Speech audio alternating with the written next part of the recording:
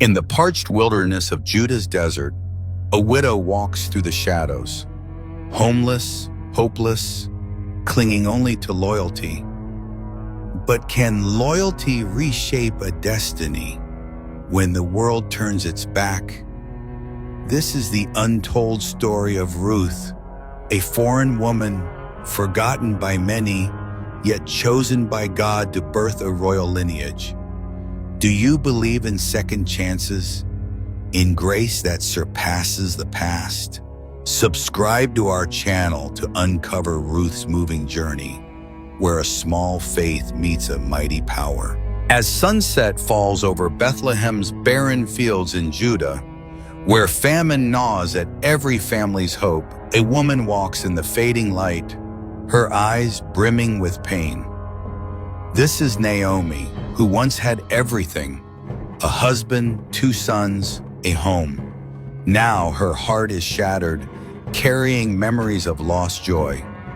Years ago, when famine choked Judah, Naomi, her husband Elimelech, and their sons, Mahlon and Chilion, fled their homeland for Moab, a foreign land of strange gods, where Israelites faced wary glances.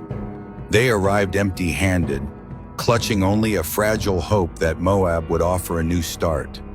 But Moab was no paradise. Elimelech died, leaving Naomi alone in grief. Her sons, Mahlon and Chilion, grew and married Moabite women, Orpah and Ruth. For a moment, life seemed to smile again. Shared meals, laughter in their small home, and the love between young couples eased the pain. But then, tragedy struck like a desert wind. Mahlon and Chilion, Naomi's last sons, died. Now Naomi was not just a widow, but a mother bereft, stranded in a land not her own. She had nothing left but her young daughters-in-law and a heart heavy with bitterness.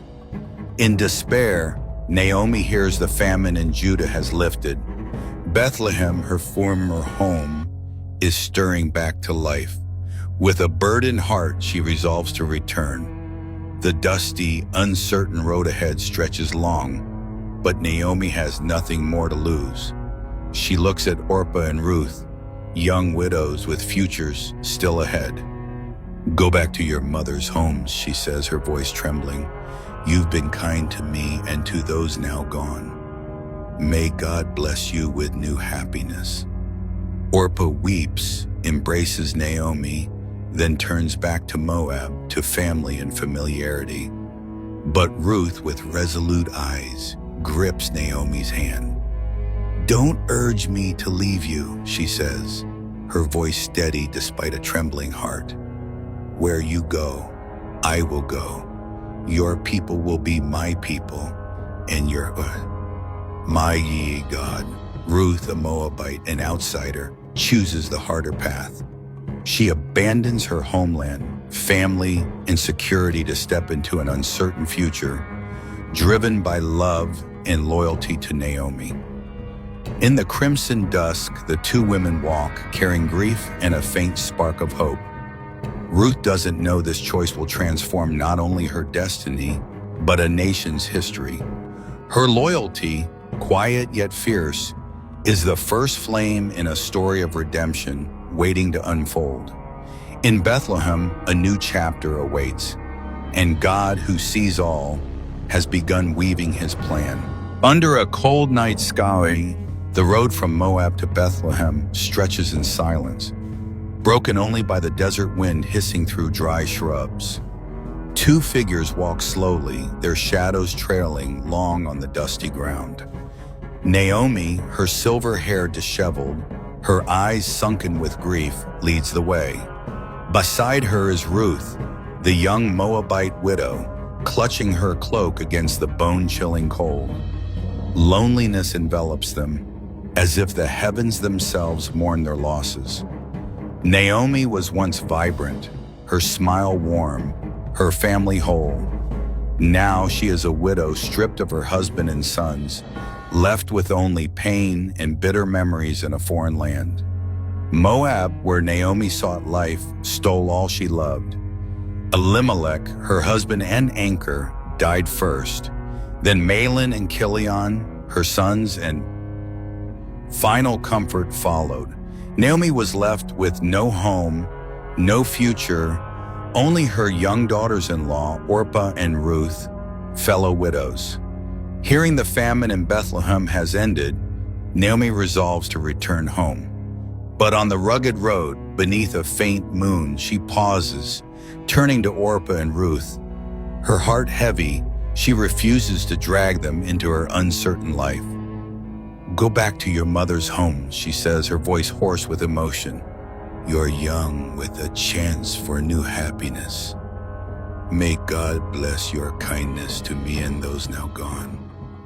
Orpah sobs, embracing Naomi one last time before turning back to Moab, to family and familiarity. But Ruth stands still, unmoving, her eyes gleaming in the dark. Her heart races, wrestling with a choice bigger than herself. Naomi looks at her, her voice trembling yet firm. "See, Orpah has gone. Follow your sister-in-law. Return to your people, your gods." Ruth steps forward, grasping Naomi's frail hands, her gaze ablaze with fierce conviction. "Don't urge me to leave you," she says, her voice steady despite the fear of an unknown future. "Where you go, I will go. Where you stay, I will stay. Your people will be my people, and your good, my good. In life or death, I'm with you." Her words ring through the night, a sacred vow not just to Naomi, but to Israel's God, whom Ruth is only beginning to know. She could have returned to Moab, family, safety, an easier life. But Ruth chooses the harder path, driven not by duty, but by love and a young, fierce faith. Naomi falls silent, nodding, tears falling quietly. The two press on, their steps heavy but lit by a small spark of hope. As the first dawn breaks, Bethlehem emerges, but it's not the warm village Naomi left. Townsfolk whisper as they see her return, a destitute widow with a strange Moabite woman. "Is this Naomi?" they murmur, their eyes mixing curiosity with prejudice. Naomi halts, her voice cold yet laced with pain. "Don't call me Naomi, call me Mara, for the Almighty has made my life bitter." Ruth stands beside her, quiet but steadfast, undeterred by judging stares. They have nothing but each other. No home, no money, no protector. As a Moabite, Ruth knows she'll be seen as an outsider, despised in God's land. Yet she doesn't turn back. In her heart, a small flame of faith burns, enough to guide her through the dark. Bethlehem, with its parched fields and unfamiliar faces, is Ruth's first test. She faces not just poverty, but suspicion and bias from those around her. Yet her choice to stay loyal to Naomi, to embrace Israel's God, has placed her at the heart of a greater plan. Her quiet courage, forged in the desert night, is the first step in a journey of redemption. God, who sees all, watches, and the story of Ruth, a biblical woman, is only beginning. At dawn, golden light spills across Bethlehem's barley fields, where the hum of labor rises with laughter and the swish of sickles cutting grain. Harvesters move swiftly through ripe rows, leaving scattered kernels on the ground. In a corner of the field, Ruth, the Moabite woman, walks quietly, her small frame resolute. Her hands are calloused, her worn cloak dusted with earth, but her eyes shine with unyielding determination. A poor widow, an outsider in God's land, Ruth knows she has no place here. Yet for Naomi, her mother-in-law steeped in bitterness, she braves any danger. In ancient Israel, God's law allows the poor to glean, gathering leftover grain after the harvest. It's a grace for those like Ruth, but no easy task. The vast field teems with strangers, prying eyes, and risks for a lone woman. Ruth has no protector, no status, no power. She could stay in their shabby home, waiting for a miracle, but she doesn't wait. Instead, she rises, ties back her hair, and steps into the field, armed with loyalty and a fledgling faith. Each kernel she gathers isn't just food for Naomi.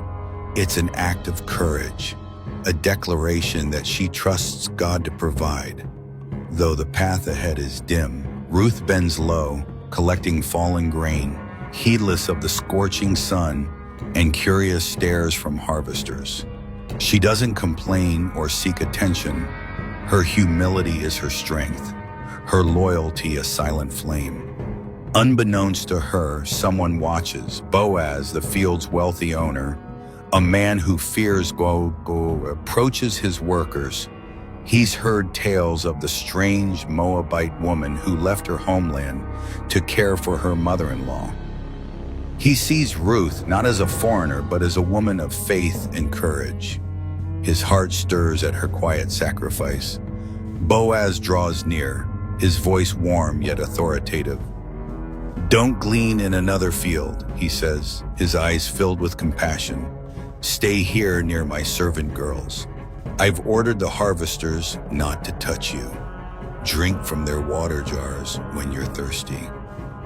Ruth looks up, astonished, her heart racing. "Why have I found favor in your eyes when I'm just a foreigner?" she asks, her voice trembling with emotion. Boaz smiles, his gaze radiating respect. "I've heard all you've done for Naomi, how you left your people, Yorkos, to come to a strange land. May the Lord under whose wings you've sought refuge reward you." Boaz's words are more than protection, they're recognition. He sees value where others see difference. He instructs his workers to leave extra grain for Ruth, ensuring she has not just food but dignity.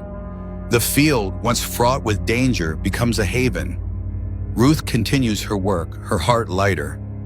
A divine spark begins to glow, as if God is smiling on her loyalty. Returning home, arms laden with heavy sheaves, Ruth brings not only grain but hope. Naomi, who called herself Mara, bitter, looks up, her eyes flickering with the first light after endless darkness.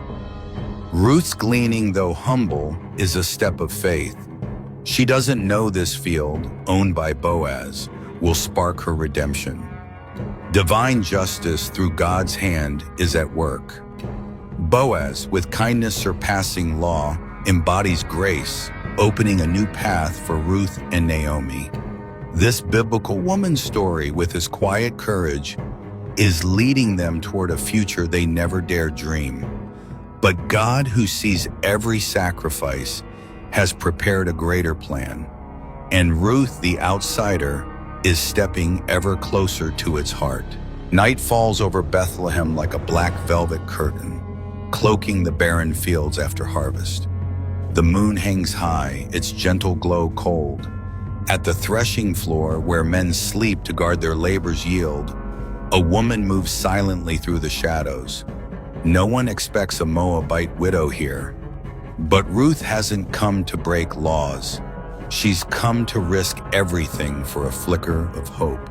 She kneels at the feet of Boaz, a distant kinsman of her late husband, a righteous man. When he startles awake, Ruth whispers a simple, weighty plea. "Spread your cloak over me, for you are a redeemer." Not a flirtation, not a selfish demand, but the words of a woman with nothing left to hide, yet who chooses to trust that God can turn loyalty into protection. Boaz is stunned, not swayed by beauty. He sees virtue. A young woman who chose a widowed mother-in-law, abandoned her homeland, and lived uprightly in silence. He recognizes this isn't just a personal request. It's a sacred moment where justice and mercy meet. But laws are laws. Another kinsman, closer in line, holds the right to redeem. Boaz, upright, knows he cannot bypass God's ordinances.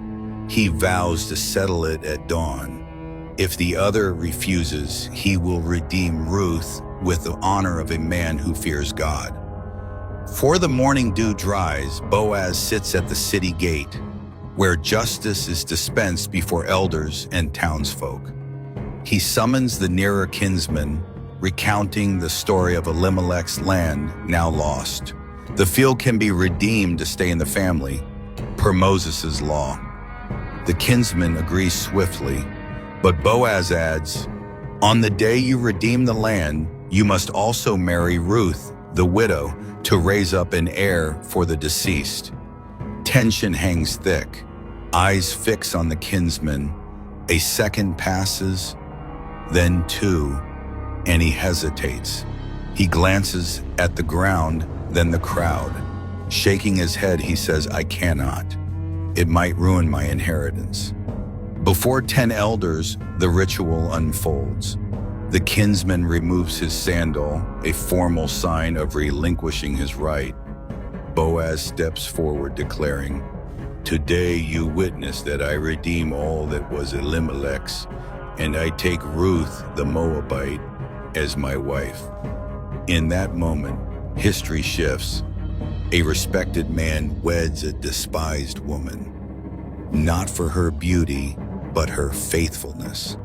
Not from duty, but because he sees in her the light of righteousness, courage, and trust in God. Ruth, once bereft, labeled a foreigner gleaning fallen grain, enters an Israelite family not as a beggar, but as one restored. From their union, a child is born, Obed. He will father Jesse. Jesse will father David, Israel's greatest king. And from David's line, the Messiah will come. From a Moabite widow, from a poor field, from a moonlit risk. God weaves a global redemption. You might think you've strayed too far for salvation, that your past is too tangled, your status too low, your hope exhausted. But Ruth's story proves no one is beyond grace's reach. God doesn't choose the perfect, He chooses the faithful. He doesn't need a flawless record. He needs a heart willing to walk through darkness, trusting He's at work even when the way is unclear. Do you dare believe like Ruth? Dare to step from safety, placing yourself in the hands of the faithful one? For who knows, you might be at your own threshing floor, where one bold step, one plea, one act of obedience could change your destiny. Morning dawns over Bethlehem's fields, golden sunlight like honey flooding the ripe barley, infusing the air with the scent of new life. Here, just a season ago, Ruth stooped to glean fallen grain in desperation. Now she cradles her infant son, Obed, in the broad embrace of Boaz and the radiant gaze of Naomi. Joy overflows, filling hearts once withered. Naomi, the woman who declared her life bitter, now holds Obed close, whispering thanks. This child is not just Ruth's flesh, but proof of the restoration God promised. Can you feel that warmth? When hope, once extinguished, now blazes, not loudly but steady, like a hidden stream in the desert. That day, villagers gather, blessing Ruth and Boaz. Elderly women murmur to Naomi, "God has not left you without an heir. This grandson will restore your soul, sustain you in old age. Ruth, your daughter-in-law, whom you love, worth more than 7 sons, has given you this child." Who could have imagined? A foreign woman, once on society's fringes, now mother to a lineage Israel will forever honor. Obed will grow, father Jesse, Jesse will father David, Israel's greatest king, and from David's line, the Messiah will rise, hope of salvation for all humanity. This isn't just a happy ending, it's God's declaration. No one is too small, too foreign, too sinful, too forsaken to be used by Him. God doesn't seek the perfect, He seeks the faithful. He doesn't promise an easy path, but a glorious end for those who dare to trust, to love, to stay loyal when all reasons fade. Ruth, the Moabite widow, once gleaning scraps, now stands in golden fields, proof of an eternal truth.